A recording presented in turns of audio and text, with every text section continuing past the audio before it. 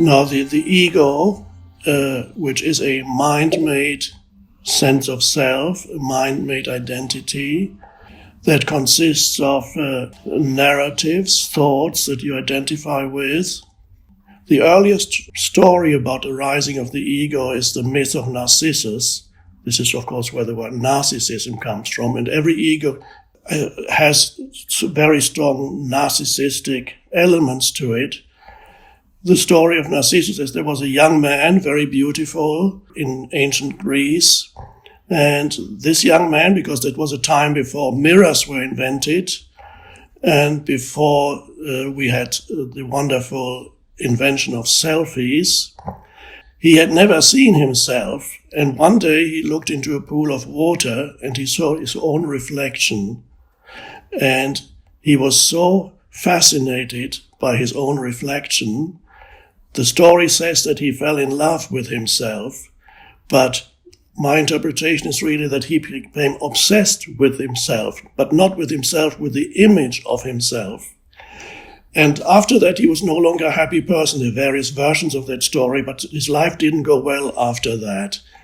So that, I believe, there's sometimes very deep wisdom embodied in mythology, in myth. It really, what it points to is the arising of the human ego, which is a kind of phantom self that you carry around, that you mistake for who you actually are. It consists of identifications with possessions, identification with your own body, including, of course, the color of your skin. It's part of your own body. Identification with things that you can do, abilities, things you know. Now, what does it mean, identification with? It means you derive your sense of self from something that is not you. So let's say it's my car. And it could start for a little child who gets a toy car.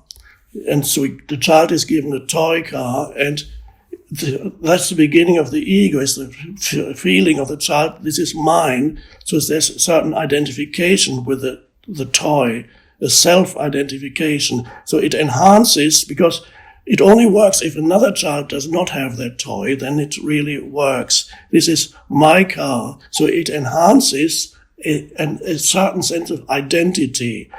And identity is something that humans desperately seek after meeting the needs of food and shelter. One could almost say the next thing after that is the psychological need in human beings for a sense of identity. And the first thing that humans do, and there's no preventing this, they seek an identity by identifying with this, that, or the other. Later, the adult may have a car and derives part of their sense of identity from having this car, but it only works because it's the ego is comparative, the image in your mind of who you are. It only works because other people don't have it. So imagine you have a Rolls Royce and it enhances your sense of self. Every time you look at it, you sit in it, you are seen by other people. It enhances your identity, your sense of self. Now imagine a scenario where, let's say there's a kind of a twilight zone. Suddenly you wake up in a reality where every human being at the age of 20 is given the same Rolls Royce. Everybody drives exactly the same Rolls Royce. Suddenly it would no longer serve to enhance your identity, because you have nothing to compare itself to, because the ego needs, ultimately it seeks some kind of superiority. It compares itself to others in one way or another. It seeks some kind of superiority over others. It's an unconscious process. There's always an unease behind it, because the ego is never feels really at ease or fulfilled. There's always an underlying sense of lack, of insufficiency, of not enough. I am not enough. Because ultimately it's only a mental image that you mistake for who you are. It's often associated with a narrative in your mind that tells you about my life. You call it my life. Me and my life. This is me. This is my life. People have a relationship with themselves. Isn't that strange? They have a relationship with them. So this is why you have to... I hate myself. I love myself. In both cases, it's better to love yourself than to hate yourself. But in both cases, there's a duality, there's a split that has happened. There's you, and there's a self that you either hate or love. So the question is, if there is the self that you either hate or love, who are you? Who is the one that hates or loves that self? What is going on here? The dog does not have that problem, because the dog has not arrived yet at ego. The dog has no self-image. The animal does not yet have an ego, so the dog is itself. The dog has no problem with body image or self-esteem, because the dog is, and this is why most animals are more joyous than, less problematic than humans. They do not carry the weight of the self, what the Buddha called the self. One of the main teachings of the Buddha is to recognize the unreality of the self, that it is a mental construct that you mistake for who you are. So ultimately, the ego, then the essence of ego, you could say, is complete identification with thoughts. So, and the recurring thoughts in your mind that tell you who you are, that's the ego. And for people who are unconscious of that, they are so in the grip of these thought forms that they are virtually asleep. There's nobody there other than the dream of thought, the phantom self. So waking up means to suddenly recognize that the thoughts that go through your head continuously, but also the emotions that reflect those thoughts, are not who you are. So even the first beginning of awakening, spiritual awakening, one could say, is to recognize that certain thoughts are continuously arising in your mind, and you, for a moment, you have stepped out of that, and you recognize it's a stepping back, one could say. Underneath it all, there's this vast realm of conscious presence. There is a presence there, without which you wouldn't be able to perceive anything, you wouldn't be able to think anything. It's a little bit like, I compare it sometimes to, before you live on the surface of the ocean, you're a little ripple on the surface of the ocean.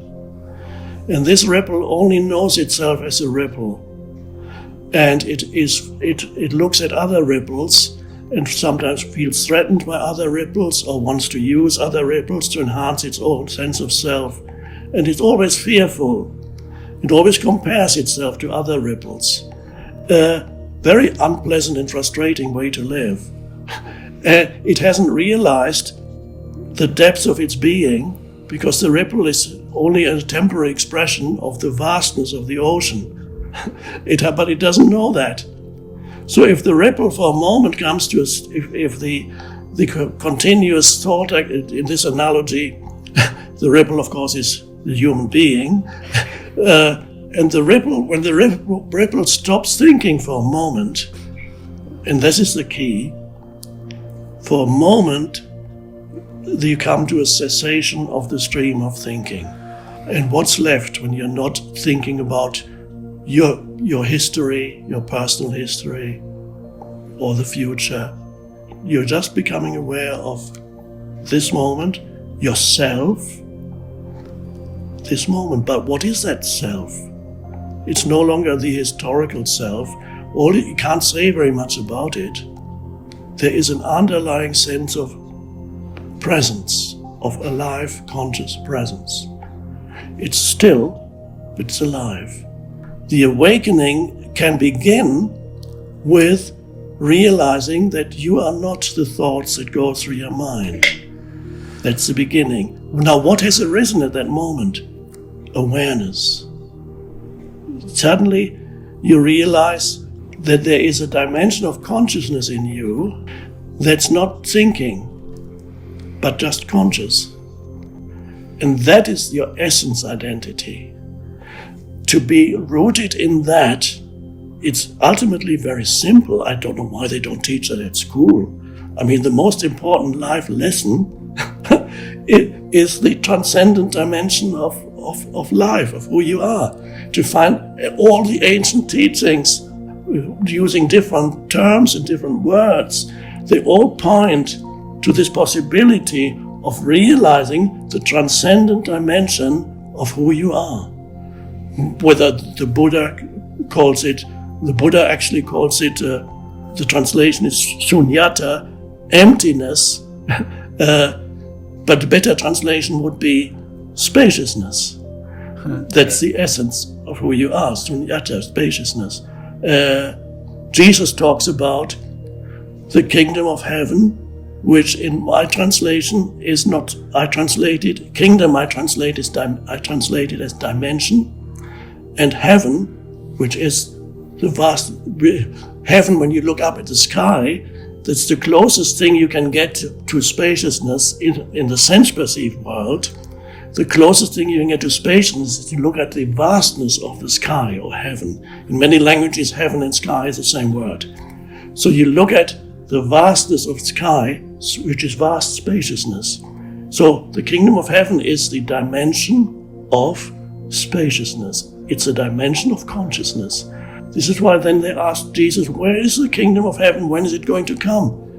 And he said, the kingdom of heaven cannot come with signs to be perceived. You can never say it's over here or it's over there, because the kingdom of heaven is within you. In fact, he was saying it is the essence of who you are. Consciousness is, but it's not only the essence of who you are, it's the essence of the universe itself, because you are just a microcosm of the universe. So when you realize the essence of who you are, the universe is realizing its own essence through you, this little thing, through you.